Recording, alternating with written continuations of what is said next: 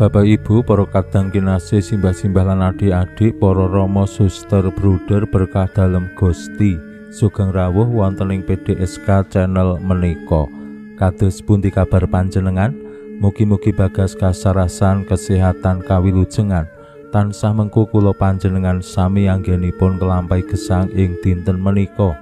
Lan mugi-mugi lumantar panglimbang basa Jawi waosan Injil kula panjenengan sansaya saged gayuh iman kapitadosan ingkang leres lan mantep.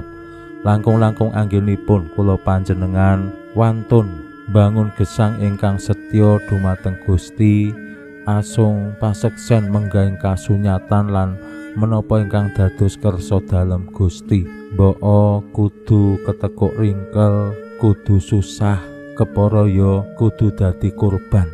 Mbuh kurban wektu, kurban tenaga, kurban keluarga lan kathah sanesipun. Wonten ing pelayanan, ing tengahing pasamuan utawi ing tengahing masyarakat, yen awake dhewe ra wani kurban, awake dhewe ora bisa ngladosi masyarakat, ngladosi pasamuan kanthi tenanan. Yen namung setengah-setengah menika nggih malah dados masalah. Menapa malih anggenipun pangladosan menika ora ikhlas. Ning kosok wangsulipun kadangkala kula panjenengan wis kurban werna-werna anggone pelayanan, ning kadangkala ugi dikurbanake dadi kurban tumraping tiang-tiang tertentu sing umpaminipun ora gelem disalahake utawa mung numpang jeneng ana ing pangladosan, utawa meneh wong-wong sing bisane mung maido utawa komentar. Menika ing tanda kutip awake dhewe dadi kurban. Lan wonten ing gesang pasrawungan kadangkala kebiasaan ngorbanake wong liya, tanda kutip numbalke wong liya, menika asring kalampah. Pancen jaman rumiyin simbah-simbah yen pengin gayuh kawilujengan umpamane bangun griya, joglo menapa limasan mesti ana sing ditumbalke. Sak ngertos kula nek simbah-simbah rumiyin damel griya joglo, bangun omah joglo, neng tengah-tengahing omah menika dipendhem ndas kebo supaya apa? Le bangun ya slamet, bangunane ya prengkuh, iso dadi pangayoman. Ning wonten ing gesang pasrawungane awake dhewe merga sacara sadar menapa boten awake dhewe menika ora gelem disalahake. Mbok menawa awake dhewe sing salah, terus luwih seneng nyalahake wong liya, mengkambing hitamkan orang lain. Saengga awake dhewe slamet, merga terus kesalahane awake dhewe diwenehake wong liya sing dadi kambing hitam. Waosan Injil dinten menika ugi paring pitedah dumateng kula panjenengan sami. Ampun ngantos jejering murid dalem Gusti, tiang-tiang Katolik menika seneng ngorbanake wong liya, seneng mengkambing hitamkan orang lain. Awit menapa?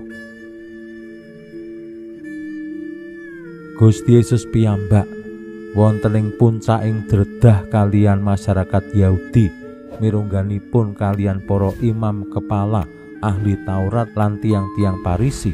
Gusti Yesus dadi tumbal amrih mitrat para pemimpining agami Yahudi, masyarakat dadi tentrem lan boten kaancam dening pemerintah Romawi. Kados pundi kalampahanipun, monggo kita pirengaken sabda dalem Gusti ing dinten menika lan kita wiwiti kanthi sembahyang sawetawis. Konjo ing asma dalem Hyang Rama saha Hyang Putra tuwin Hyang Roh Suci. Amin. Suawi sami munjuk. Gusti Yesus sabda dalem Hyang Rama ingkang sampun manjalma, mugi karsa ngandika dhateng kawula wonten ing asepen ing telenging manah kawula. KBKO kegiatan lan panglipur ingkang manjing ing sabda dalem kapenuwana kawula mawi ing kawicaksanan dalem. Mugi-mugi srana anggen kawula maos lan mirengaken sabda dalem kawula sansaya nunggil ing sampeyan dalem. Amin.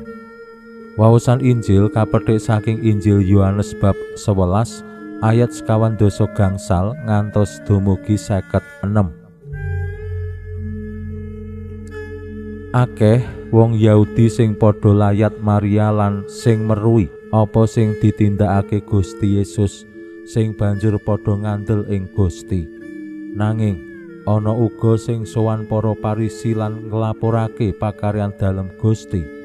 Para imam kepala lan para Parisi nuli nganakake parepatan Sanhedrin lan padha rembugan.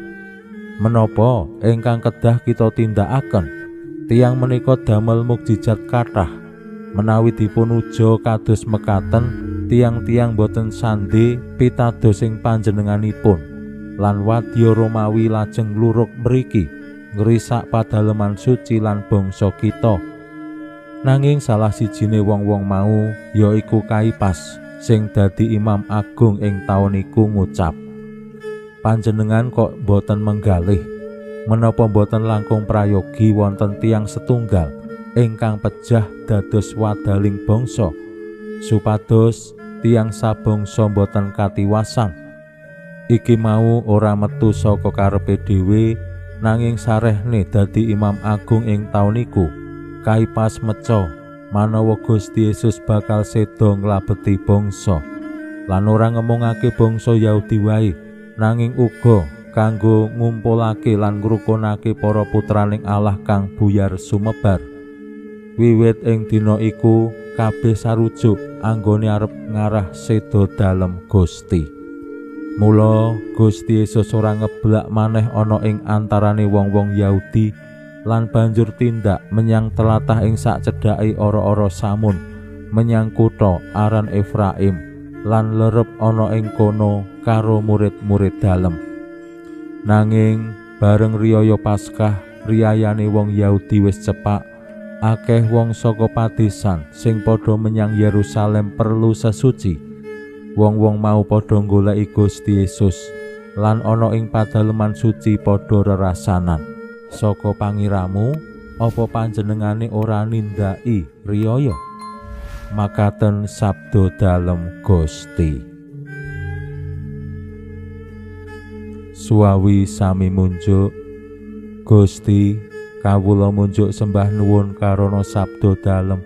Sabda dalem dadosa obor ingkang madangi margining gesang kawula. Katuntuna kawula sageta sabda dalem menika numusi manah ngantos tansah ngrembaka kangge nggayuh gesang ing swarga. Amin. Bapak Ibu para kadang kinasih simbah-simbah lan adik-adik, Injil ing dinten menika paring pitedah bab alasan kenging menapa Gusti Yesus lajeng ing sakmangkih dipun cepeng, dipun kunjara, lajeng dipun aniaya, dipitenah warna-warna lan dipun sedani wonten ing pamentangan.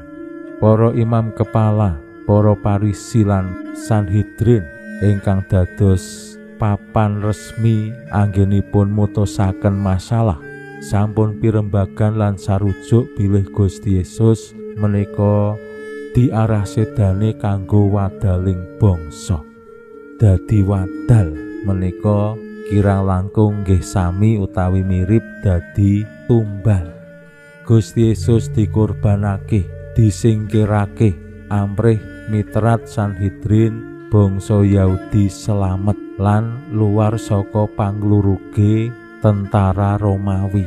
Awit ing jaman semanten Yahudi menika dipun jajah dening bangsa Romawi lan yen ing sakmangkih ing riyaya Paskah menika wonten ontran-ontran termasuk Gusti Yesus kalian para penderek dalem sing kuatah sing asring kalian para Parisi, para imam kepala menika dredah ora sejalan.